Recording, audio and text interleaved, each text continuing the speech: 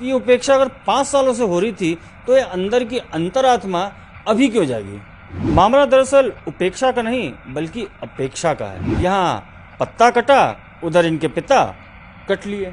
जो काम करेगा वो रहेगा, मगर जो विचार का नहीं वो परिवार का नहीं कहने वाली बीजेपी को अब शायद समझ आ गया होगा कि कटे फटे नोट भी एक ही बार चलते हैं, बार बार नहीं।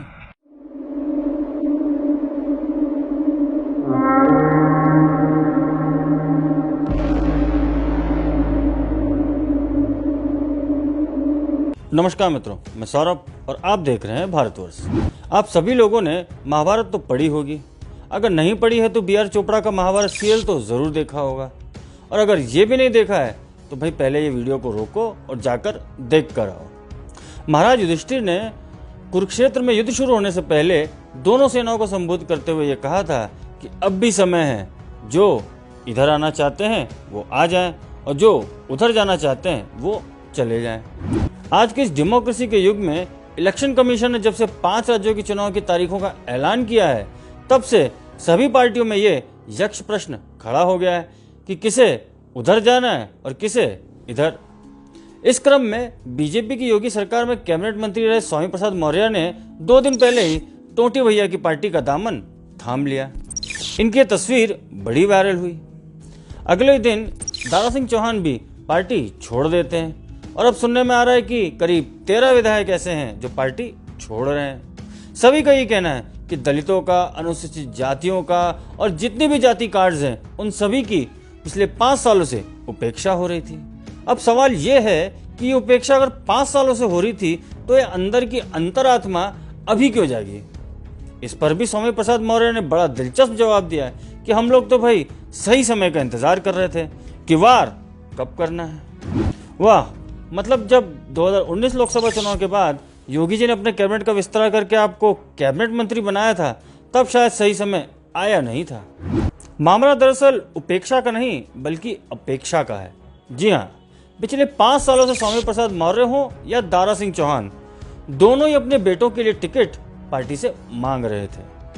ऐसा नहीं है कि पहले इनके बेटों को टिकट नहीं मिला, दोनों को टिकट मिला भी था, मगर दोनों ही 2017 के चुनाव में मोदी लहर के बावजूद भी अपनी अपनी सीटें हार गए थे।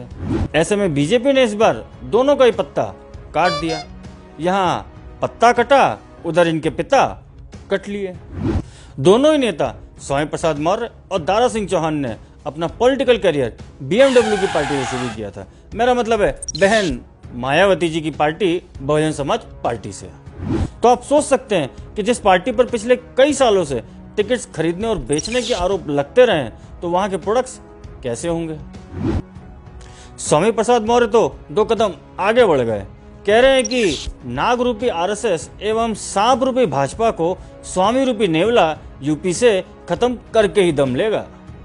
मौर्य जी, ऐसा है, आपकी बेटी संघमित्रा मौर्य भी अभी भी बदायूं की सांसद बनी हुई हैं, तो अब आप ही बता दीजिए कि वो सांप है या नाग।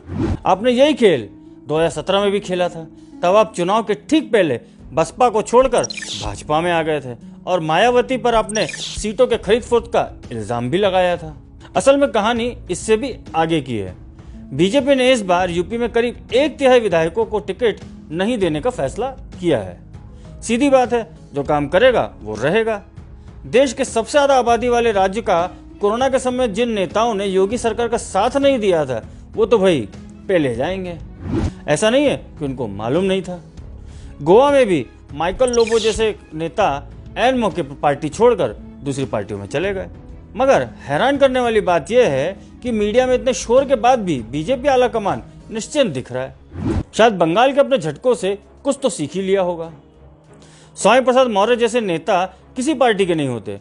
गलती बीजेपी से भी हुई थी 2017 में ऐसे नेताओं को पार्टी में शामिल करके। आज आपको इन्हीं नेताओं का बैकअप प्लान भी बनाना पड़ रहा है। राजनीति अपनी जगह, मगर जो विचार का नहीं वो परिवार का नहीं कहने वाली बीजेपी को अब शायद समझ आ गया होगा कि कटे फटे नोट भी एक ही बार चलते हैं, बार बार नहीं। मोदी और योगी के नाम से हलवा पूड़ी खाने वाले नेताओं को भी एक ही बार जीत नसीब होती है, मगर जनता भी अब काम ही देखना चाहती है। तभी शायद बीजेपी ने अपना फीडबैक सिस्टम पहले ही एक्टिवेट कर दिया था। यूपी बीजेपी प्रेसिडेंट स्वतंत्र देव सिंह ने 2 महीने पहले ही अपनी रिपोर्ट बीजेपी आलाकमान को सौंप दी थी। ये सब जो हो रहा है ना, वो असल में सफाई है जो शायद पहले ही हो जानी चाहिए थी। और अब चलते चलते कहते हैं जो बोओगे वही काटोगे। शायद तभी जिस कांग्रेस ने अपने नेता के ऊपर गोली चलने वाले केस पर स्मृति ईरानी को महिला सुरक्षा का ज्ञान पेला था, वही कांग्रेस आज ये सुनकर कोमा में चली गई है कि उसी कांग्रेसी नेता रीता यादव ने अपने ऊपर गोली चलवाने का प्लान खुद ही बनाया था।